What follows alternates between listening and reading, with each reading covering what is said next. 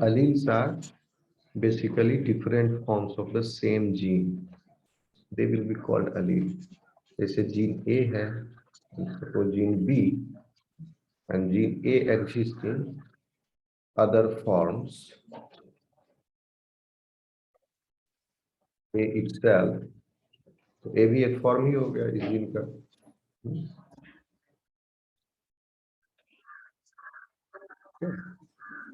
B जो है वो एग्जिस्ट कर रहा है, मान लो अदर फॉर्म्स, बहुत सारे फॉर्म्स हो सकते हैं, चेंजेस हो सकते हैं जीन में। प्रोडक्ट का फंक्शन एक ही है, but various forms can be there. और ये अलग अलग फॉर्म होने की वजह से प्रोडक्ट जो है, प्रोटीन प्रोडक्ट, उसके भी पर भी फंक्शन में कुछ डिफरेंस आ जाता है। या तो वो फंक्शन और अच्छा से करने लग जाएगा, या थोड़ा सा खराब हो जाएगा, उसका फंक्शन अल्टर हो जाएगा, या कोई एक ऐसा म्यूटेशन हो गया जिससे पूरा फंक्शन खराब हो जाएगा जीन का, वो डिलीटीरियस म्यूटेशन है, तो वो पॉलीमॉर्फिज्म में नहीं आएगा। पॉलीमॉर्फिक फॉर्म्स हो गए जीन के एग्जिस्टिंग फंक्शनल फॉर्म्स, भले ही उसकी एक्टिविटी कम हो, ज्यादा हो, ओके, हाइटेंड हो, डिफरेंट डिफरेंट फॉर्म्स है।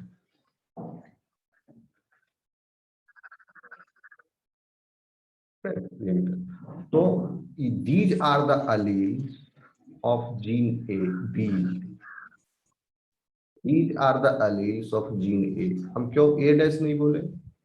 अब इसमें देखना पड़ता है कि कौन सा वाइल्ड टाइप अलील है। वाइल्ड टाइप कौन है? वाइल्ड उसको कहते हैं जो सबसे ज्यादा कॉमन हो, जो जिसका अकरेंस सबसे ज्यादा हो, जिसकी फ्रीक्वेंसी सबसे ज्यादा हो, वो वाइल्ड टाइप अलील हो जाता है, कहलाता है। और म्यूटेंट अलील जिसका कम है। तो इसमें इन सारे फॉर्म्स ऑफ द जीन्स में जो सबसे ज्यादा जिसका अकरेंस है, सपोज ए अलील ज्यादा है, A dash, small A, capital A dash, ये कम कम इसकी फ्रीक्वेंसी है, तो these alleles will be called as mutant allele. और कैपिटल ए ये हो गया वाइल्ड टाइप अलील।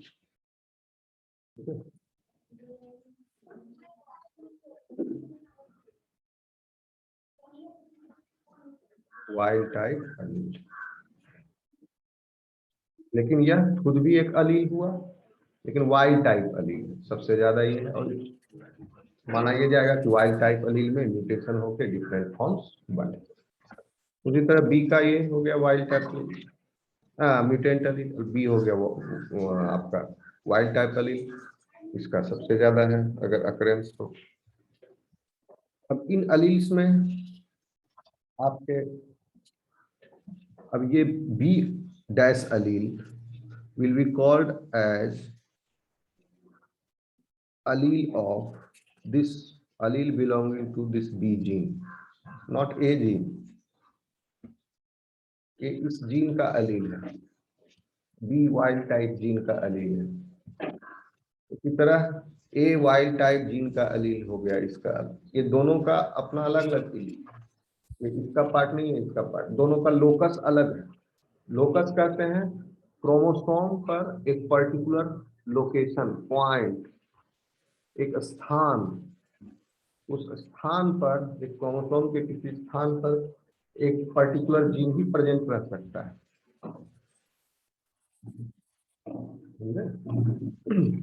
यहाँ पर सपोज अगर ए अलील का लोकेशन है, तो यहाँ पर या तो ए या ए डैश, इसके वेरियस फॉर्म्स अलील वही होंगे, बी जीन नहीं होगा। दूसरे होमोलोगस क्रोमोसोम पर भी उसी सेम लोकस पर वो जीन प्रेजेंट होंगे। समझ में आ रहा है स्टूडेंट? यस। ऐसा नहीं है कि एक क्रोमोसोम पर अपर आर्म में है जीन और दूसरे होमोलोगस क्रोमोसोम में same gene is present in the lower arm, no, because DNA is a linear fragment और यही कॉम्पैक्ट हुआ है। तो इसमें जिस जिस जीन का जो जो लोकेशन है वो सब जीन वहां पर है। होमोलोगस क्रोमोसोम में भी सेम। हाँ, इस लोकस पर डिफरेंट फॉर्म्स हो सकते हैं, डिफरेंट अलील्स हो सकते हैं, क्योंकि वहां म्यूटेशन हुआ है, लेकिन उस जीन का लोकस वही। तो इतना आप समझ गए। अलील जीनोटाइप कहते हैं, क्योंकि वी आर डिप्लॉयड, तो हमारा क्या कंपोजिशन है, दोनों क्रोमोसोम पर उस अलील का क्या फॉर्म्स मौजूद है, क्या पेयर है। Suppose if the pair is like this, both have same allele, both chromosomes have same allele, then it is called homozygous condition.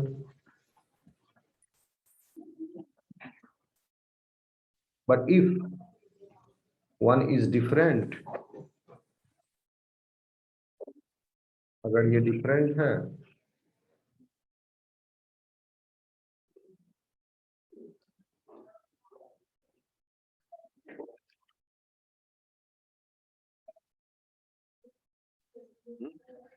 A dash, तो ये हो गया हेट्रोजाइगोस, हेट्रोजाइगस कंडीशन। हेट्रोजाइगोट्स, इंडिविजुअल को बोलेंगे heterozygote, homozygote condition, heterozygous homozygous.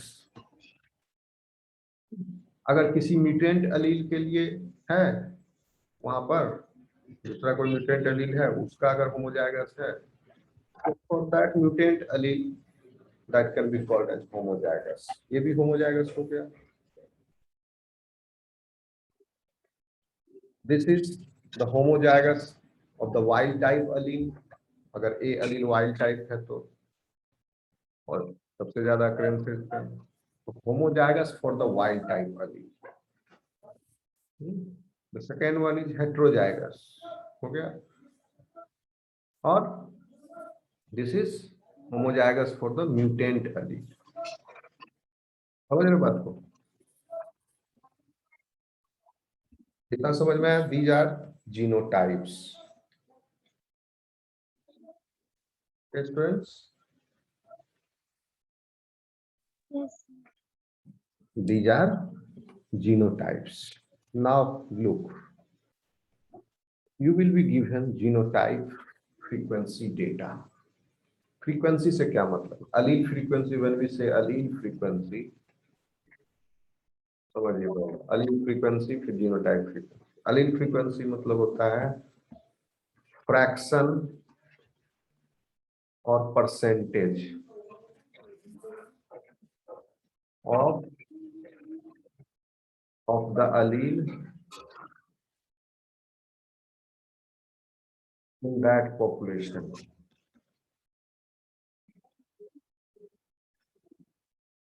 Under the study, suppose in a population, taking this as example, suppose in a population of 100 individuals, simple संख्या लेते हैं,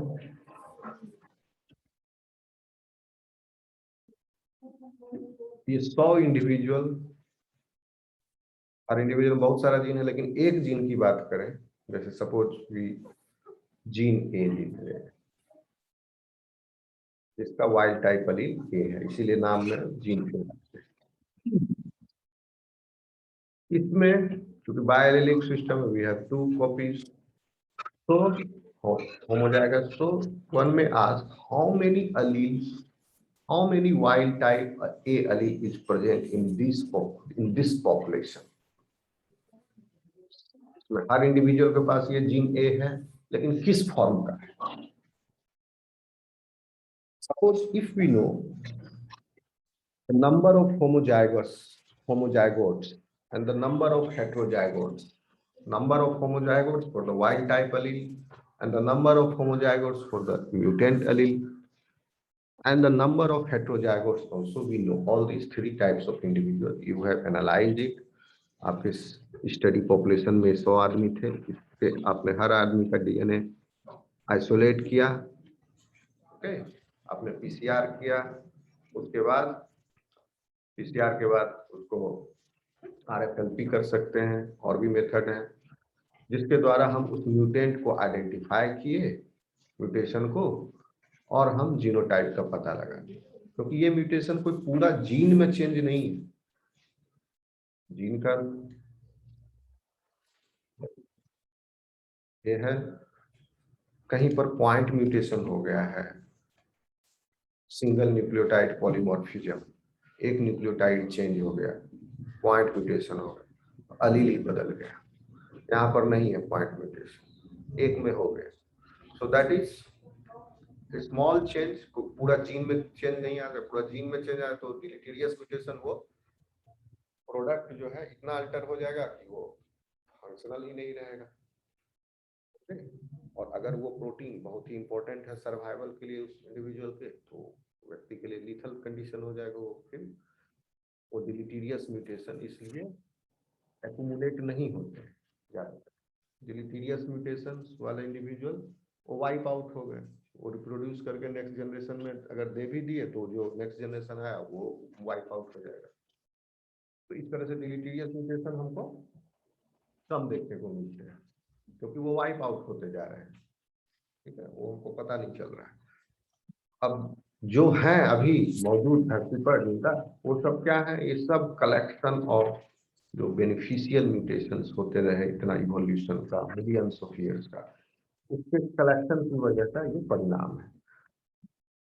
एक म्यूटेशन है पॉइंट जगह, तो ये अलील चेंज हो गया, इसका प्रोटीन प्रोडक्ट चूंकि आप जान रहे हैं एंटीकोडॉन, 3 न्यूक्लियोटाइड सीक्वेंस मिल करके, कोडॉन है एंटीकोडॉन है, मिल करके एक अमाइनो एसिड के सीक्वेंस को, एक अमाइनो एसिड के का इंफॉर्मेशन दे रहा है।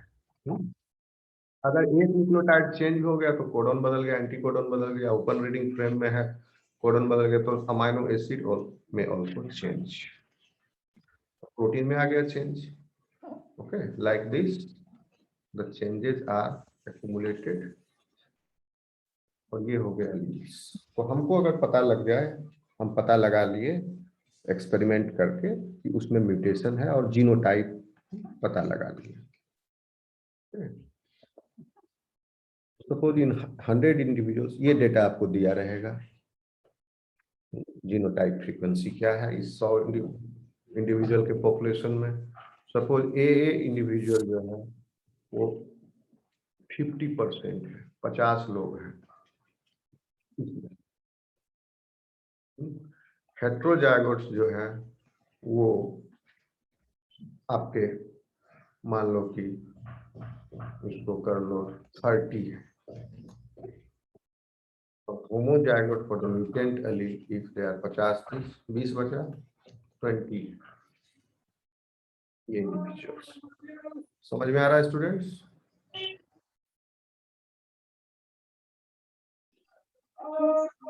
Yes sir. ये आपको दिया रहेगा डेटा। अब आपको इससे हम पूछ सकते हैं, calculate allele frequency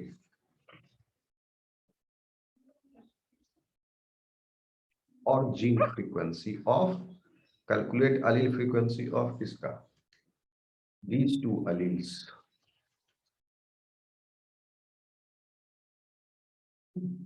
wild type allele and mutant allele. आपको साफ पता लगता है कि सब इस पॉपुलेशन में, 100 के पॉपुलेशन में सबसे ज्यादा कौन सा एलील है, ए की संख्या सबसे ज्यादा है और स्मॉल ए कम है। ए हो गया wild type. Calculate allele frequencies of A and, तो देखिए इस 50 लोगों में कितने एलील्स हो गए, तो पहले टोटल नंबर ऑफ एलील्स निकालो, total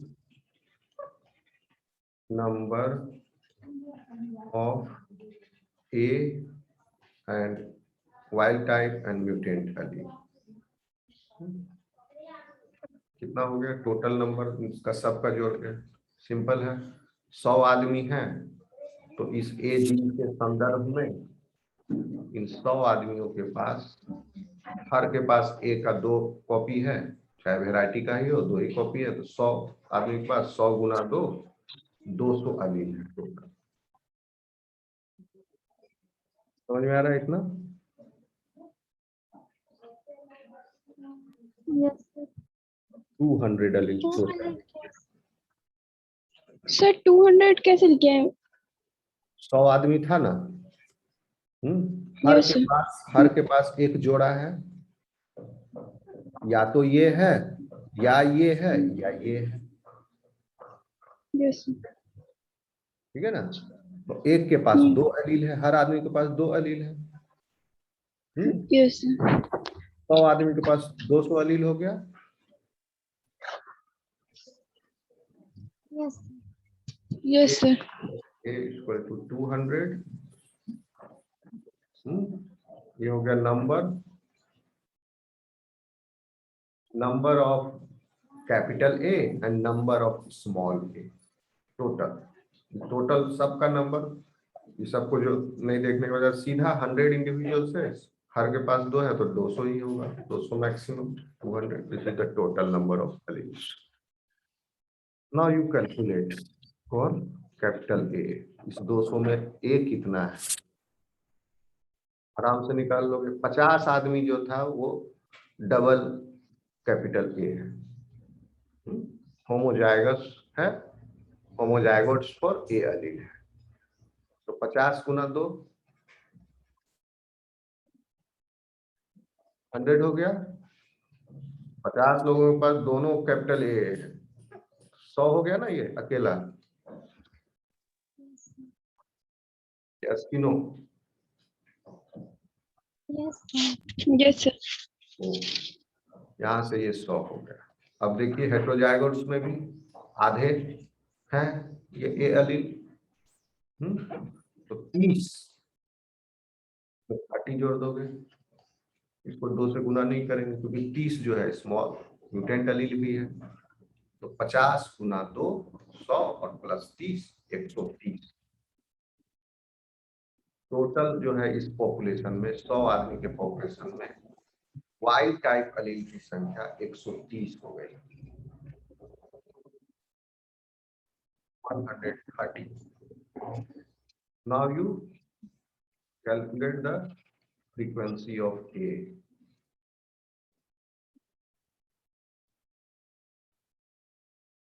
One 30 divided by 200,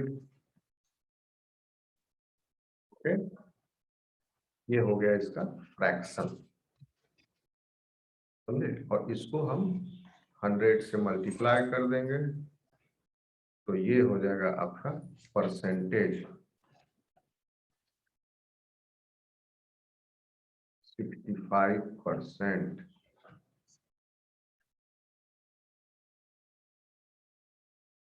65% is the frequency of wild type this capital A allele.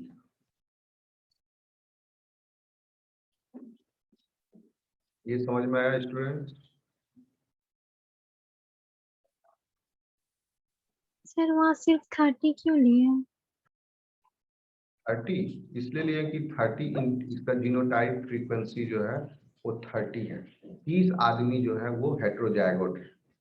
ये डेटा हम दिए हुए आपको क्वेश्चन, अभी हम कैलकुलेट कर सकते हैं। 30 आदमी हेटेरोजाइगोट हो गया, तो हेटेरोजाइगोट है तो एक एलील वाइल्ड टाइप है, एक एलील म्यूटेंट है। वो तो सिर्फ म्यूटेंट वाला लेना है। फिर एक ही एलील वाइल्ड टाइप है ना, और एक एलील म्यूटेंट है, ओके, डिप्लॉयड है ना। तो एक एलील वाइल्ड टाइप है तो कैपिटल ए 30 हो गया, 30 आदमी में 30 ए कैपिटल ए। यहाँ 50 आदमी में 100 कैपिटल ए, क्योंकि सबके पास डबल दोनों ए ही है, कैपिटल ए ही है, 2 से गुना कर दिए, 50 दूनी 100। ये 30 आदमी के पास एक ही वाइल्ड टाइप है एलील है और दूसरों की हेटेरोजाइगोट है, और दूसरा जो है म्यूटेंट एलील है। तो total number of wild type alleles in this heterozygote population, purely heterozygote population हो गया ये 30 आदमी 100 में। इसमें कितने एलील हो गए वाइल्ड टाइप? 30 में 30। इसमें क्या समझ रहे? 30 है तो 30, अगर दोनों कैपिटल ए होता तो 30 दूनी 60 करते थे, समझे। एक ही है ना, तो 30, so it is 100। दोनों है तो सर तो इंटू 2 हो जाएगा। दोनों है तो यहाँ दिखाए ना आपको इंटू 2 किए। वो नहीं न्यूटन नीचे वाला बोल रहे हैं कि वो 20 × 2 हो जाएगा। यस, जब हम कल अब हम एक का तो निकाल लिए 65%।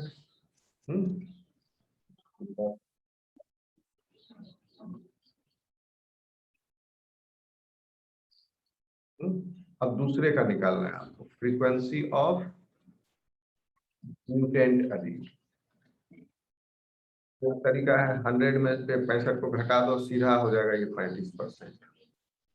दूसरा वाला ऑटोमेटिकली 35% ही होगा, क्योंकि 100% जो है 200 है। मैथमेटिकली भी आप कैलकुलेट कर लो तो उतना ही आएगा। यहाँ करें कैलकुलेट, इसको मिटा दो।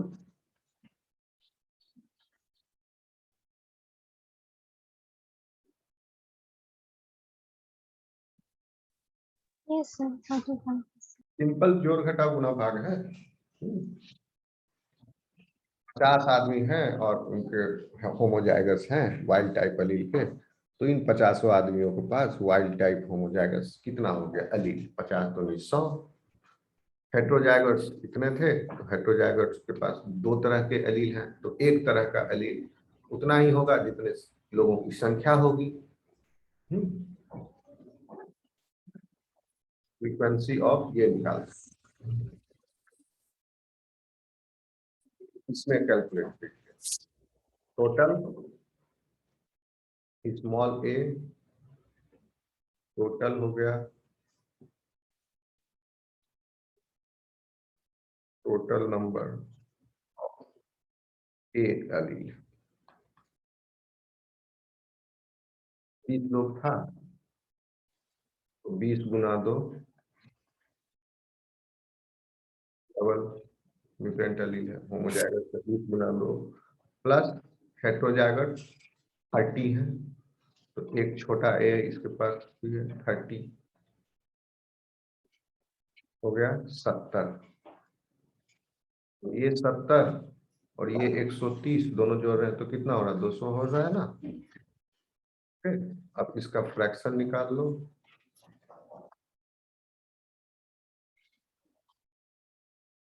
बटा 200 परसेंटेज में कन्वर्ट कर दो।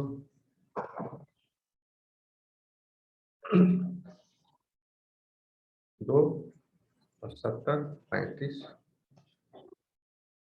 35%। तो योर आंसर विल बी, या तो आप इस एक को कैलकुलेट करके 100 में से सीधा माइनस करके 35 दिखा दो, ये भी सही है, या आप इसको ये कर सकते हो या कैलकुलेट करके भी देखो तो यही आएगा। इसको 2 तरह से एक्सप्रेस किया जाता है, फ्रैक्शन में और परसेंटेज। परसेंटेज में एक्सप्रेस करना आसान है, अगर फ्रैक्शन में एक्सप्रेस करते तो ये 130/200 होता, 130/200 इज इक्वल टू 6.5। इस तरह से भी एक्सप्रेस किया जाता है। Frequency of one allele is 6.5, that means 65%, और ये हो जाता 3.5 फ्रैक्शन, यानी 70 को 2 से 70/200 करोगे तो 3.5 आएगा। सुना कट कर लो, इसको भागा दो,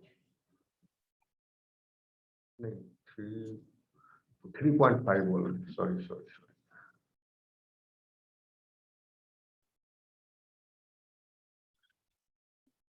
वन सेकंड, फ्रैक्शन में एक्सप्रेस किए तो 130/200 हो जाएगा आपका 0.65, और ये हो जाएगा 0.35, 0.65 35 इक्वल टू 1। दो तरह से एक्सप्रेस किया जा सकता है, परसेंटेज में भी और फ्रैक्शन में। ये 0.35 आ जाएगा आपका जब 70 को 200 से भागा दोगे, हो गया। 20 को 70 से गुना करो, हो जाएगा ये। या इसको कर लो, 100 को निकाल लो ऊपर, 70/2 नीचे में गुना 100, हो गया 35। 100 35/100 तो 0.35।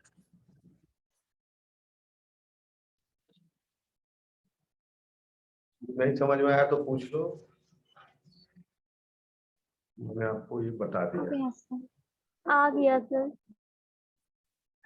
Okay, this is very common type of problem where you will be asked the allele frequency. आगे देखिए, एक बहुत इंपॉर्टेंट टॉपिक है पॉपुलेशन हार्डी वाइनबर्ग इक्विलिब्रियम।